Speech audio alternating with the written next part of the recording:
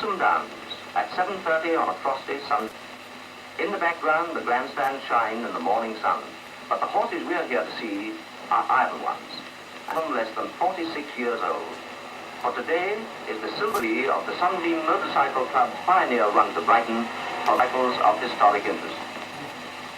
And they arrive all over the country, some under their own steam, some in lorries, and some towed behind motor cars. But however they come, their owners are united in desire to preserve and keep in running order these monument men who built them. Many are makes with names unknown today, but without whose early trials and experiments, the modern, highly efficient boat could never have been developed.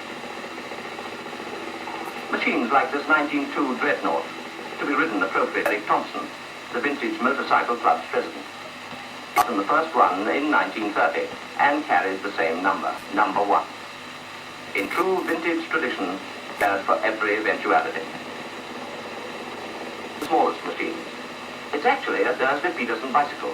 The gadget on the side is called a wall auto wheel. The Michael used to call it something entirely different. But at least the ride is comfortable. This is it.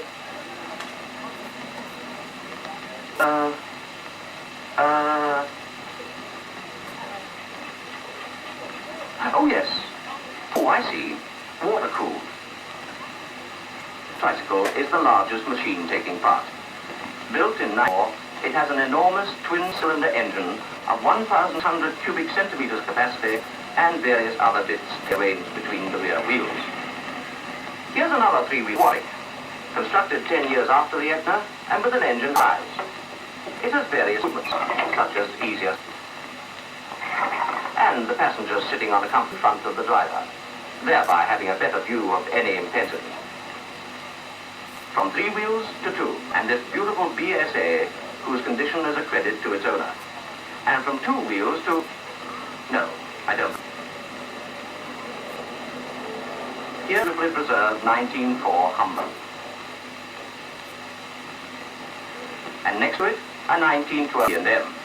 A good example of even patent, in which a unit replaces the front down tube of the frame.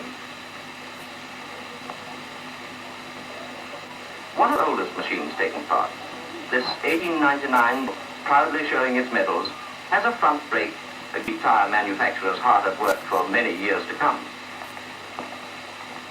Another method of retarding forward is the external contracting brake. And of course, the bicycle type is favored by many. Methods of giving audible warning of approach are many, and they from a simple to a... There's a distinct variety of headgear on view too, including a couple of shoes. But 5 lady riders entered favorably approved headgear.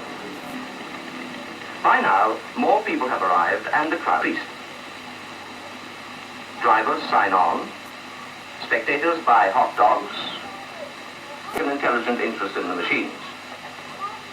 Belts, socks pulled up, and seats are taken. As 0 hour approaches, machines are started and warmed up.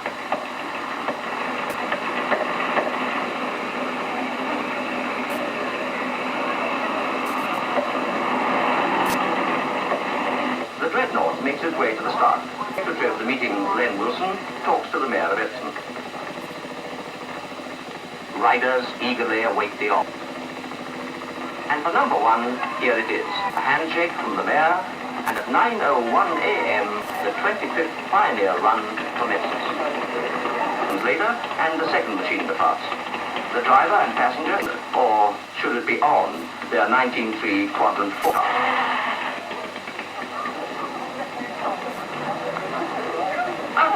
Mind my foot. And so every 30 seconds, a machine leaves for Brighton, 44 miles away.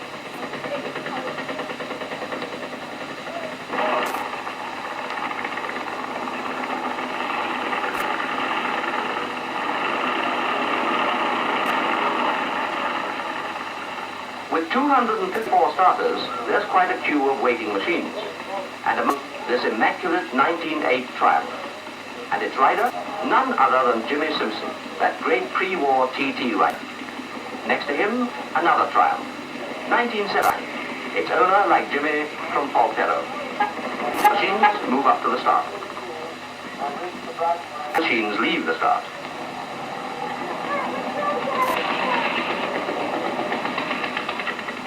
Take care not to leave their passengers behind. They may prove useful on the steeper hills or route to Brighton. After the start, they head Reigate Road, and already the later but faster machines are in the slower, earlier numbers.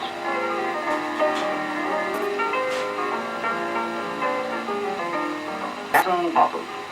At the top of Reigate Hill, the riders turn off a red hill and follow a route more suited to machines not equipped with modern brakes.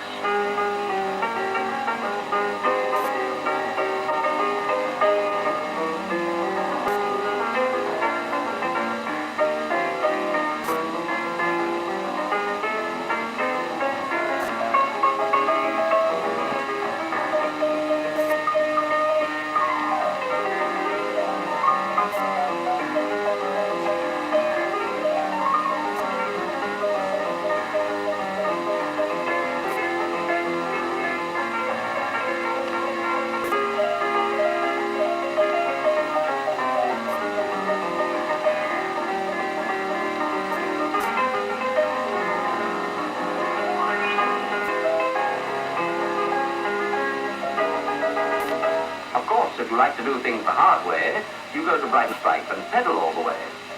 But, that's a bicycle, surely. The Crawley bypass, and they're nearly halfway to Brighton.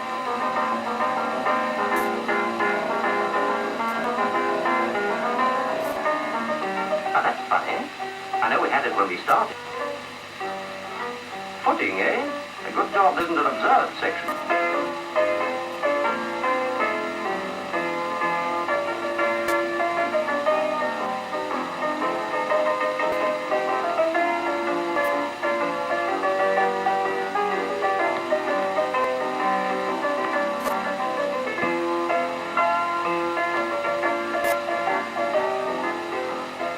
Looking so miserable.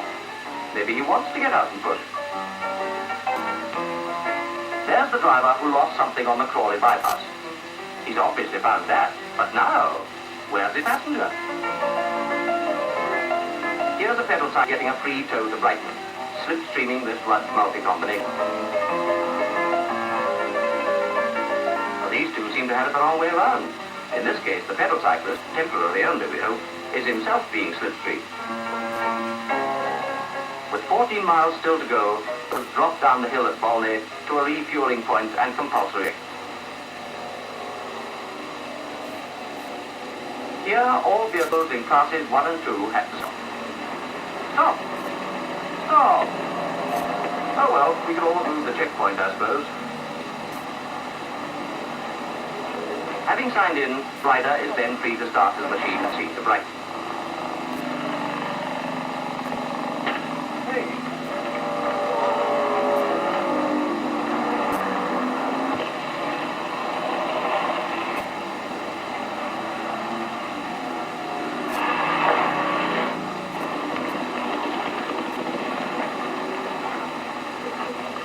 The Etna, sparks erupting happily in all the right places, that wonderful array of pipes obviously keeping temperatures below danger.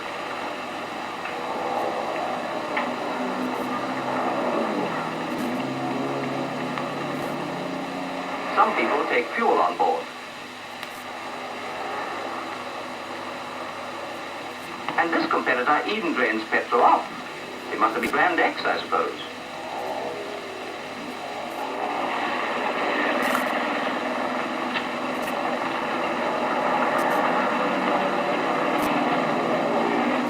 Everyone is trouble-free, even if they aren't superstitious. Here's a chap happily peddling his way to Brighton. Oh, say, I wonder if he knows it's on the stand. But most of the competitors have a comfortable ride. The roads are rather cluttered up with modern machinery.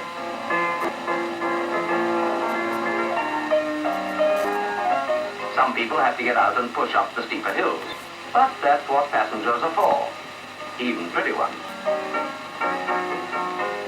And some people had it. Oh dear, it's him again. Do you think we ought to tell him it's on the stand? Most of them draw steadily nearer to their goal.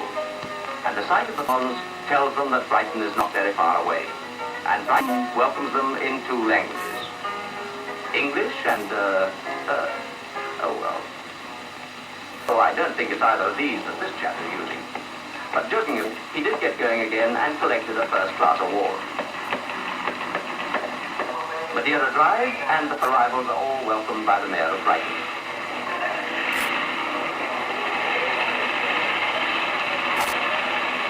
In the first Sunbeam Club's pioneer run, 67 machines started and 56 reached Brighton. In the Silver Jubilee run, 254 machines start from Platinum Corner. 217 of these complete the journey within the time they're allowed and gain first awards, and only 12 retire. What better testimony to the roadworthiness and staying power of machines and competitors could there be? Some, it's true, push it, but they get there. Ah, glad to see your passengers turn up again, sir, and just she's needed most.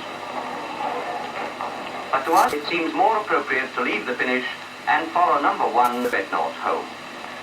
This magnificent old machine, veteran of the first run in 1930, symbolizes the spirit behind all these old machines. The spirit that spent hours rebuilding, remaking, tuning, tinkering, and pushing when necessary these products yesterday. And proves that there are still people amongst us who like to savor anew the joys of motoring as our father and grandfathers knew it.